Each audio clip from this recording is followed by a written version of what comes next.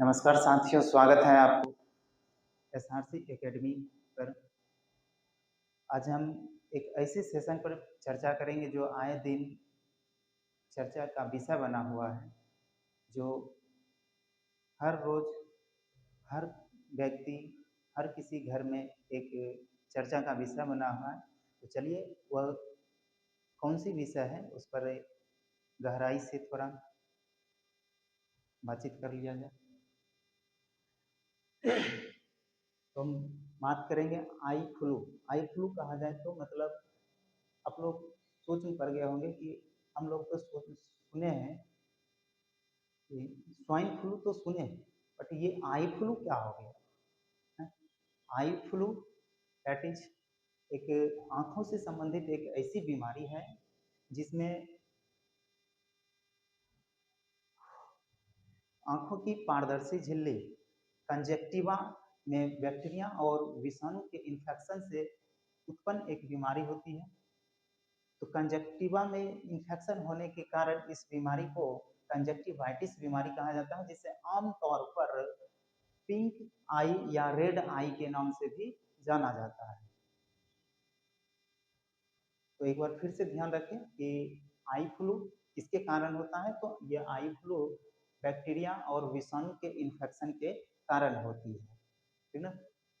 Conjunctivitis को अन्य भाषाओं में या अन्य नाम पिंक आई या रेड आई कहा जाता है। इसलिए कहा जाता है क्योंकि इस बीमारी में रोगी व्यक्ति का आंख गुलाबी रंगों की जैसे हो जाती है, इसलिए इसे पिंक आई जैसा कि आप या थंबनेल में देख लाल रहे हो हैं। जाने के कारण इसे रेड आई के नाम से भी जानी जाती है।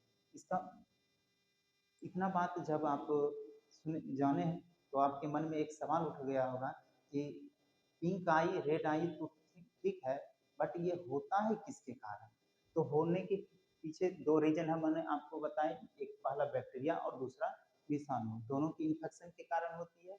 लेकिन चर्चा के विषय अभी ही क्यों बना है, इसके पीछे भी तो रीजन होगा।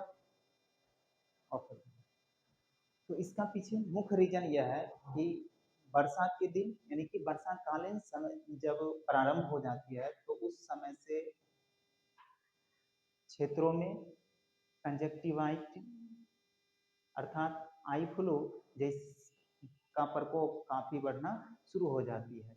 अर्थात कहने का मतलब ये समस्या बाढ़ के दिनों में और खास करके वर्षा के दिनों में विशेष रूप से देखने को मिलता है। तो चलिए, जब इतनी सारी बातों को हमने जान लिया तो इसके सिम्पटम यानी कि लक्षण क्या है, इसके लक्षण को भी एक बार देखा जाए। तो लक्षण में सबसे पहले लक्षण क्या है कि आंख लाल हो जाती है। दूसरा कि पलकों में सूजन आ जाती है, यानी कि पलक जो है वो फूल जाती है, ठीक है। तीसरा है कि फूलने की वजह से पलकें आपके भारी हो जाएगी। जब पलकें भारी होगी तो आंखों को खोलने में कठिनाइयां होगी, आंखों में थोड़ा थोड़ा दर्द भी बना हुआ रहेगा, ठीक है। इसमें चौथा प्रमुख लक्षण है कि आंखों में बार बार खुजली आती रहेगी। ये आई पलक टिप्पणी के ऊपर वाले हिस्से जो होती है उसमें खुजलाहट होती रहती है। और खुजलाहट जब आप कंटिन्यू करना शुरू कर देते हैं तो आपको और खुजलाने की इच्छा शक्ति बढ़ जाती है। जितना आप खुजलाइएगा ये समस्या उतना ही बढ़ती जाएगी। तो बहुत ज़्यादा इसमें खुजलाने की ज़रूरत भी नहीं है। अगर हो रही है तो उसको माइंड डाइवर्ट कीजिए, मैंने दूसरे कामों पर आप ध्यान को आकर्षित कीजिए और इसको भूलने का प्रयास कीजिए, ठीक। इसके बाद आंखों में अक्सर जो है आपको तरल पीले रंग का पदार्थ है, जिसको आम बोलचाल की भाषा में किंची आना कहा जाता है, और इसके साथ साथ पानी भी आती रहेगी, ठीक है। इसका और प्रमुख लक्षण जैसे कि वयस्कों, तो ये सारी बात वैक्स और बूढ़े दोनों में होती है, लेकिन बच्चों में एक खास करके विशेष लक्षण यह भी देखा जाता है कि आई फ्लू के कारण बच्चों में कभी कभी फीवर भी आ जाता है। ये आम बात है बच्चों में फीवर आना, इससे बहुत ज़्यादा घबराने की कोई बात नहीं है। लेकिन अगर किसी बच्चे को इस तरह से आई फ्लू के कारण फीवर आ गई, बहुत जोर से तबीयत खराब हो गई है, तो आप मामूली सी एंटीबायोटिक दवाओं के साथ पैरासीटामोल टेबलेट आप दे करके भी उसको रिकवर कर सकते हैं। इसके अलावा हम बात करेंगे कि इसका सिम्टम तो हो गया भाई ना। इसका उपचार भी तो होना चाहिए, उपचार में क्या क्या क्या जाना चाहिए। तो उपचार में हम आपको सलाह देंगे कि आप गुनगुने पानी कीजिए और थोड़ा उसको ठंडा होने दीजिए और उसे सूती कपड़े, कहा जाए तो कॉटन कपड़े से उसको बार बार साफ कीजिए, ठीक है। हो सके तो काले चश्मा का आप अक्सर यूज कीजिए। इसके साथ साथ आप जब आपकी आंखों से धुंधलापन दिखाई देना शुरू कर जाए तो ऐसे हालात में समझ जाइए कि हमारी आंखों में गंभीर समस्या उत्पन्न होने होने पर है। तो ऐसी स्थिति में आप डॉक्टर साहब से संपर्क कीजिए, डॉक्टर साहब से सलाह लीजिए। और जब स्थिति समान है तो आप मॉक्सीफ्लोक्सासिन 0.5 आई ड्रॉप आती है, इसका भी आप उपयोग कर सकते हैं जी। और मॉक्सीफ्लोक्सासिन आई ड्रॉप जो कि एक एंटीबैक्टीरियल ड्रॉप होती है जिसके उपयोग से आप अपनी आंखों को ठीक कर सकते हैं। अगर आप ये भी नहीं करना चाहते हैं तो एक छोटा सा जो हर घर में संभवतः उपलब्ध होती है वो है गुलाब जल। यानी कि गुलाब जल आप जब आंखों को ठंड साफ कर लेते हैं, बार बार स्वच्छ और साफ पानी से साफ कर लेते हैं, तो ऐसे हालात में पहले आंखों को अच्छे ढंग से सूती कपड़े साफ कपड़े से पोंछिए और पोंछने के बाद अपने आंखों में 2-3 बूंद गुलाब जल लीजिए। गुलाब जल लेने से होता है क्या चीज़, आपकी आंखों को विशेष तौर पर ठंडक प्रदान करेगी और इनमें एक खास किस्म की पदार्थ भी रहती है जो बैक्टीरिया को भी नष्ट करने की काम करती है। इसके अलावा हम प्रिवेंशन में देखें, ये तो उपचार वाली बात होगी। आपके मन में सवाल उठता होगा कि ये तो उपचार वाले सिम्टम वाले बात तो ठीक है, अब हम इससे बचाव कैसे करेंगे, ये भी तो बता दीजिए। जब इतना सारा चीज बताए हैं तो चलिए बचाव को भी यानी कि प्रिवेंशन को भी एक बार देखा जाए। तो बचाव में हम आप हमेशा अपने हाथों को साफ रखिए, हो सके तो सैनिटाइजर का यूज कीजिए ना। ऐसा नहीं है कि कोरोना खत्म हो गया तो हम सैनिटाइजर का यूज ही करना छोड़ दें। सैनिटाइजर यानी कि अपने सैनिटाइजर से हैंड वॉश करते हैं तो आपका हाथ स्वच्छ रहेगी। और आए दिन भाग दौड़ की ज़िंदगी में अक्सर कभी ना कभी हम क्या करते हैं, जब आंखों में धुलकन पड़ जाती है या कोई कीड़ा पड़ जाती है तो अनायास इसी हाथों से हम अपने आंखों में उंगली करके निकालना शुरू कर देते हैं। अगर हम अपने हाथों को पहले से स्वच्छ रखते हैं तो इस प्रकार की इन्फेक्शन से अपनी आंखों को बचा सकते हैं। चलिए आगे देखते हैं, दूसरी बात क्या है कि आप विशेष तौर पर काला चश्मा पहनिए। हालांकि गूगल का यूज करना तो हर नौजवानों की एक फैशन होती है, जब ऐसे कंडीशन आ जाए तो आप विशेष तौर पर ब्लैक चश्मा का उपयोग कीजिए। अब इसमें एक सवाल और आपके मन में उभरता होगा कि आखिर आप ब्लैक चश्मा ही क्यों बोले हैं पहनने के लिए। ब्लैक चश्मा इसलिए बोले हैं पहनने के लिए क्योंकि जब आप धूप में निकलिएगा तो सनलाइट डायरेक्टली जब आंख में आपको आएगी तो आपकी आंखों पर बहुत ज़्यादा प्रभाव पड़ेगा ना। आंखों को खोलने में काफ़ी कठिनाई महसूस होगी।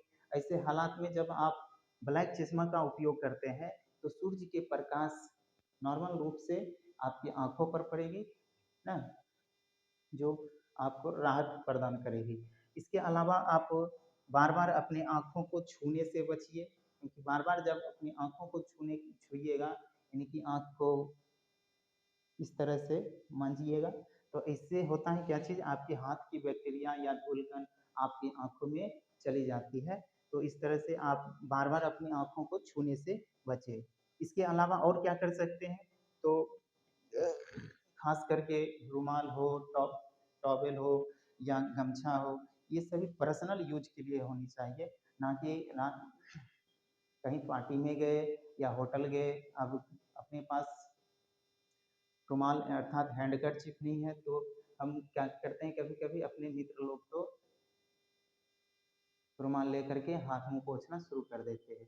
अब इस प्रकार से हुआ क्या, उनके रुमाल में जो भी बैक्टीरिया है, वायरस है, वो तो हमारे हाथों पे आ गए और कभी इसी हाथों से हम जब अपनी आंखों पर या तो ये पिपनी टूट करके आँख में चले जाते हैं या धुलकन चला जाता है या फिर आँखों में किसी प्रकार की कीड़े मकोड़े प्रवेश कर जाते हैं, तो ऐसे हालात में हम उसी हाथों से यानी कि बैक्टीरियल हाथों से उस चीज़ को निकालने का प्रयास करने लगते हैं। इस प्रकार से हमारा आँख पुनः बैक्टीरिया या फिर विषाणु से संक्रमित हो जाती है। तो इस चीज़ से हम बचेंगे कि दूसरे व्यक्ति को रुमाल हो, गमछा हो, टॉवल हो, इस सब का यूज ना करें, अर्थात पर्सनल यूज के लिए होनी चाहिए। इसके अलावा भीड़-भाड़ वाले क्षेत्रों में जाने से बचिए। होता है क्या, भीड़-भाड़ वाले क्षेत्रों में हम जब जाते हैं, अचानक गाड़ियाँ प्रवेश चल जाती है, क्रॉस करती है, तो बहुत ज़्यादा मात्रा में धूल उड़ना शुरू हो जाती है और ये धूल हमारे आँखों के लिए काफ़ी खतरनाक साबित होती है। तो प्रयास करेंगे कि भीड़-भाड़ वाले क्षेत्रों में जाने से बचें। इसके अलावा आए दिन देखते हैं कि छोटे-छोटे बच्चे या बुजुर्ग लोग भी ज़्यादातर तालाबों में, ना नदियों में, अभी तो फैशन बन गया है, चलिए एक बार स्विमिंग पूल में ना नहाने का प्रयास करें, ठीक है? तो स्विमिंग पूल की चर्चा इसलिए कर दिया है क्योंकि अपना नज़दीकी क्षेत्र बेगूसराय में भी 2-2 स्विमिंग पूल खुल चुकी है। तो होता है क्या चीज़, अब संडे को जब छुट्टी होती है तो अक्सर बच्चे लोग या ऑफिस में कार्यरत कर्मचारी लोग भी अपने फैमिली के साथ चले जाते हैं ना। और अभी समय बारिश की चल रही है और आपको पहले ही हम सलाह दिए हैं कि बारिश में स्विमिंग पूल हो या फिर नदी तालाब हो, इसमें नहाने से बचने का प्रयास करें, क्योंकि इस ऐसी कंडीशन में होता है क्या चीज़, जब बारिश पड़ती है तो आसपास के इलाके वाले जो गंदगियाँ होती है बारिश के पानी के साथ वो नदी में चले जाते हैं और जब हम नदी में नहाने नहाने जाते हैं तो वही बैक्टीरियल पानी, बैक्टीरिया से संक्रमित जो पानी होती है हमारे आँखों में इन्फेक्शन करती है। इस तरह से हम नदी, तालाब या स्विमिंग पूल में बचेंगे। आपके मन में एक और सवाल प्रश्न उठता होगा, ये तो नदी और तालाब वाले बात में सही बोले, फिर स्विमिंग पूल वाले बात कहाँ तक सही है? स्विमिंग पूल वाले भी बात सही है, क्योंकि स्विमिंग पूल में एरिया बहुत छोटा होता है, पानी का बहाव होती नहीं है, पानी उसी जगह जमी हुई रहती है और एक ही पानी में हज़ारों के हज़ार लोग जो है एक साथ नहाते रहते हैं। होता है क्या चीज़, एक दूसरे व्यक्ति के शरीर पर जो बैक्टीरिया होती है ना, या अन्य धूल धक्कर होते हैं वो सारे के सारे उसी पानी में धुल जाती है और पुनः हम लोग उसी पानी में नहाते हैं, एंजॉय करते हैं। इस प्रकार से हम फिर से संक्रमित हो जाते हैं। तो इस तरह से हम नदी, तालाब या स्विमिंग पूल में नहाने से बचेंगे। इसके अलावा आप, अगर आपकी आँखों में बहुत ज़्यादा समस्या आ रही है, बार-बार खींची आ जाती है, तो आप ठंडे और स्वच्छ जल का उपयोग कीजिए, आँखों में छींटा लीजिए, बार-बार छींटा लीजिए ना, जब-जब आपको ऐसा लगे कि नहीं आँख में खींची आ गई है, ठीक ना? इसके अलावा हो सके तो आँखों को पुनः साफ करने के बाद सूती कपड़े से पोंछें, हो सके तो कॉटन का यूज़ कीजिए और कॉटन का जब यूज़ कीजिएगा तो सिंगल यूज़ होना चाहिए, ना कि एक ही कॉटन बार-बार यूज़ करें। ऐसा करने से आपका आँख पुनः संक्रमित हो सकती है। जब आप अपने आँखों को ठंडे जल से साफ करने के बाद थोड़ा देर सूखने दें और उसके बाद पुनः आप गुलाब जल का यूज़ कर कीजिए। 2 से 3 दिन आप यूज़ करते हैं तो इस तरह से आप सिर्फ़ और सिर्फ़ गुलाब जल का उपयोग करके भी अपने आँखों को ठीक कर सकते हैं। अन्यथा आप फ्लोक्सासिन आई ड्रॉप जो होती है उसका भी उपयोग कर सकते हैं। तो चलिए आज की सेशन को इसी जगह समाप्त करते हैं। अगर यह टॉपिक आप